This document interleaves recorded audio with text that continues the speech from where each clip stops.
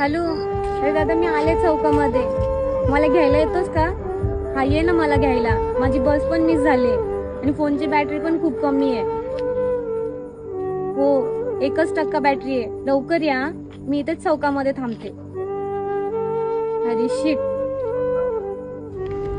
आल्या ती आयटम बघ असली कडेची. हो मॅडम, सोडायचं का घरी?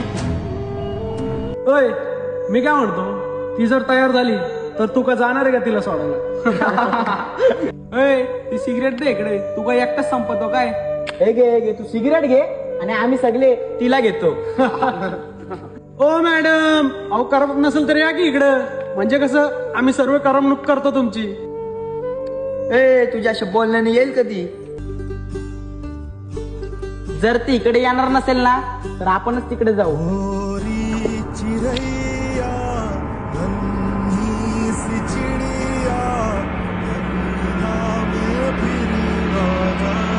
थांबा बहिणीचा कॉल आला.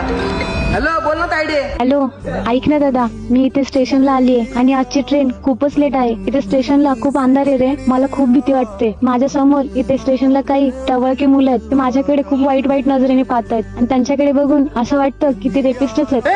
थांबा, जर का तुला तायडे काय झालं ना तर तिकडे एकेकांना गाडील मी. तू काळजी नको करू, आताच आम्ही निघतो. चला रे. थांबा. हे तायडे सॉरी. ए सुरत तर गाडी काढ. आम्ही पण येणार.